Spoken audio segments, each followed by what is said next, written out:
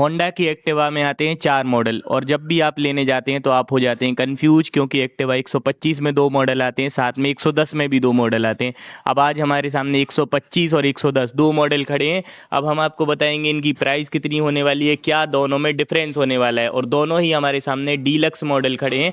अब deluxe model में और स्टैंडर्ड मॉडल में क्या क्या फ़र्क होने वाला है बेस मॉडल के और साथ में 125 सीसी वेरिएंट के, दोनों में हम आपको डिटेल में बताएंगे, कंपैरिजन करके बताएंगे, दोनों की ही प्राइस भी हम आपको बताने वाले हैं और दूसरे स्कूटर से क्या बेहतर हो सकते हैं 2026 में, आपके लेने के लिए बेहतर हो सकते हैं स्कूटर। आइए डिटेल में देखते हैं। सबसे पहले तो आप लुक्स देख लो, डिज़ाइन देख लो। सबसे पहला डिफरेंस तो यहाँ पे हो जाता है, जब भी आप 125 सीसी का स्कूटर देखेंगे तो क्रोम का एलिमेंट हर जगह पर किया हुआ है, चाहे आप हेडलाइट में देखें या फिर आप जब फ्रंट में देखेंगे तो देखिए यहाँ पर क्रोम का एलिमेंट का यूज़ किया हुआ है। इंडिकेटर्स इस तरीके से होने वाले हैं। जब आप 100 सीसी देखेंगे यानी कि 110 सीसी वाला, तो इसमें भी एलईडी लाइट तो हैं, लेकिन इसमें क्रोम का एलिमेंट ना तो यहाँ पे है ना तो नीचे है। तो पहला डिफरेंस तो यहाँ से आपको देखने के लिए मिलेगा। 125 सीसी वाले वेरिएंट में जब आप यहाँ पर देखेंगे तो 125 यहाँ पर आपको लिखा हुआ नजर आएगा। नीचे देखेंगे तो ESP यहाँ पर लिखा हुआ है और इसको भी क्रोम के एलिमेंट के साथ यानी कि क्रोम की डिज़ाइन में यहाँ पर आपको देखने के लिए मिलेगी। साथ में किक स्टार्ट दोनों में ही आपको देखने के लिए मिल जाता है। और जब आप देखें इसमें 2 मॉडल आते हैं। देखिए 110 वाले में एक आता है डीलक्स और एक स्टैंडर्ड। तो ये डीलक्स है। डीलक्स में फ़र्क ये रहता है कि जब आप इसका मीटर देखेंगे तो यहाँ पर आपको TFT मीटर देखने के लिए मिल रहा है, जैसे कि इनकी SP वगैरह गाड़ियों में देखने के लिए मिल रहा है। उसी तरीके से TFT डिस्प्ले, साथ में जॉयस्टिक भी है। मतलब 110 में भी आपको TFT डिस्प्ले देखने के लिए मिल जाता है, जिसमें आपको रेंज वगैरह की सुविधा, साथ में लाइफ टाइम का एवरेज, सेटिंग में जा सकते हैं, डिस्प्ले में जा सकते हैं, साथ में यहाँ पर जनरल सेटिंग वगैरह और सर्विस वगैरह ये सारी चीज़ें देख सकते हैं। ऑटोमेटिक स्टार्ट वाला फंक्शन भी इसमें आपको देखने के लिए मिल जाता है। अब हम इसको कंपेरिजन करते हैं जब 125 सीसी से, तो यहाँ पर जब आप देखेंगे तो देखिए इसके डैशबोर्ड का डिज़ाइन अलग है, यानी कि यहाँ पर ड्यूल टोन कलर के साथ आपको देखने के लिए मिलती है। तो इसमें भी TFT डिस्प्ले मिलता है, लेकिन इसमें जब आप 125 सीसी में देखते हैं तो इसमें एक ही मॉडल आता है डीलक्स, लेकिन यहाँ पर आपको डीलक्स और स्टैंडर्ड दोनों ही मॉडल देखने के लिए मिलते हैं। सेम मीटर है, सेम फंक्शंस देखने के लिए मिलते हैं, मतलब मीटर के फंक्शन में कोई भी फ़र्क नहीं है, चाहे उसमें देख लें या फिर आप देख लें 125 सीसी में। यहाँ पर ऑटोमेटिक स्टार्ट है, तो जो स्टार्ट है वो आपकी साइलेंटली हो जाएगी और दोनों की थोड़ी सी आवाज़ में फ़र्क है, क्योंकि इंजन जो है वो अलग अलग होने वाला है। यहाँ पर एक 125 सीसी का इंजन मिलता है। पहले आवाज़ सुनिए एक बार।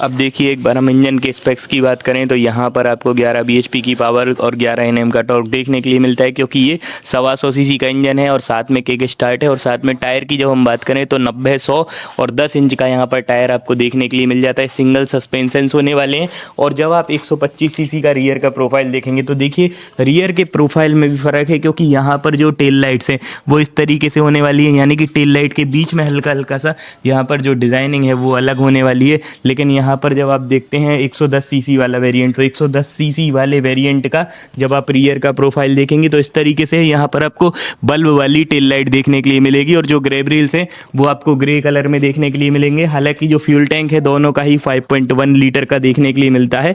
दोनों में फ्यूल टैंक सेम होने वाला है। साथ में जब आप सीट देखेंगे तो यहाँ पर व्हाइट कलर में ब्लैक कलर की सीट और यहाँ पर आपको ब्राउन कलर की सीट देखने के लिए मिलेगी, जो इसके डैशबोर्ड की डिज़ाइन से मैच करती हुई आपको नजर आएगी जब आप डीलक्स वाले वेरिएंट में देखेंगे।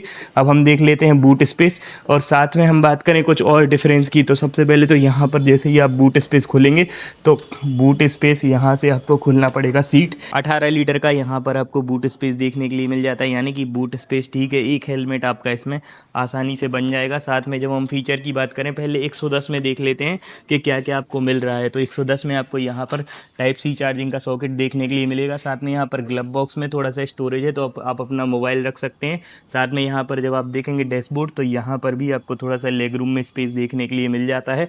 अब हम देख लें इसको 125 से कंपैरिजन करें तो 125 में जब आप देखेंगे यहाँ पर देखिए इसमें भी आपको Type-C चार्जिंग का सॉकेट देखने के लिए मिल जाता है।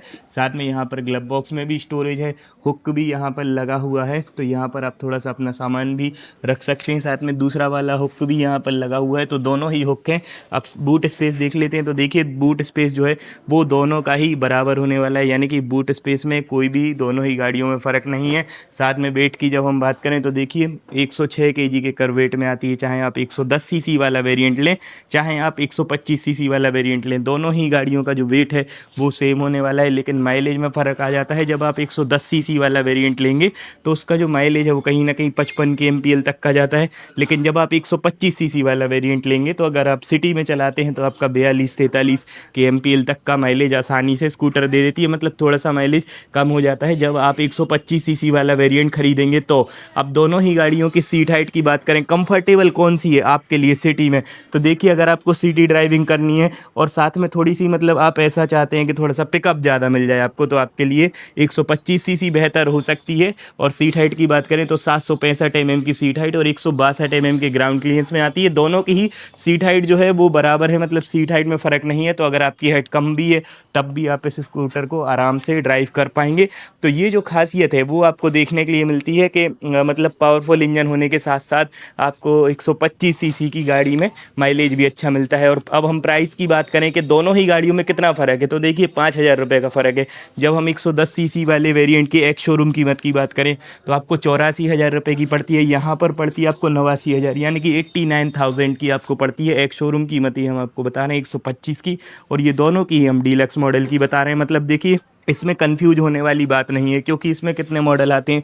देखिए जो 125 सीसी वाला है उसमें आपको यही डीलक्स वेरिएंट देखने के लिए मिलता है। लेकिन जब आप 110 पे जाते हैं तो यहाँ पर ये जो खड़ा है ये डीलक्स वेरिएंट खड़ा है, और इसमें एक आपको बेस वेरिएंट भी देखने के लिए मिलता है। बेस वेरिएंट हम आपको दिखा देते हैं। तो देखिए ये जो है इसका बेस वाला वेरिएंट आपको देखने के लिए मिलेगा। इसमें मीटर एकदम बेसिक है, मतलब एनालॉगिक वाला मीटर आपको देखने के लिए मिलता है।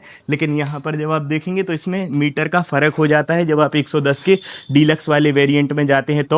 और 4,000 रुपये का महज फ़र्क आप अदा करके और आप 110 वाला ले सकते हैं, और उसमें 5,000 रुपये और बढ़ाएंगे तो आप 125 में डीलक्स वाला वेरिएंट खरीद सकते हैं। तो यही डिफरेंस है दोनों में, कुछ ज़्यादा डिफरेंस है नहीं, मतलब इंजन का फ़र्क होने वाला है। साथ में यहाँ पर जब आप देखेंगे तो क्रोम एलिमेंट्स का फ़र्क है। साथ में जब आप डैशबोर्ड देखेंगे, फ्रंट का डिज़ाइन देखेंगे तो कलर एलिमेंट्स में फ़र्क यहाँ पर आपको देखने के लिए मिलता है। जब आप चाबी देखेंगे तो देखिए इस तरीके से आपको चाबी देखने के लिए मिल जाती है। एकदम बेसिक चाबी है जो एक्टिवा की रहती है इस तरीके से। साथ में यहाँ पर जब आप देखेंगे तो सीट ओपन करने के लिए दिया हुआ है। साथ में यहाँ पर आपको फ्यूल टैंक ओपन करने के लिए दिया हुआ है। तो इस तरीके से जो फंक्शंस हैं वो आपको दोनों ही स्कूटर में देखने के लिए मिलते हैं, चाहे आप 110 देखें या फिर आप देखें 125, दोनों में ही सेम यहाँ पर फंक्शंस आपको देखने के लिए मिलते हैं। खैर आप बताइए आपको दोनों में से कौन सा स्कूटर पसंद आ रहा है, कमेंट बॉक्स में बताना बिल्कुल भी ना भूलें। आज के लिए इतना ही। वीडियो को कीजिए लाइक, चैनल को कीजिए सब्सक्राइब। बहुत बहुत धन्यवाद।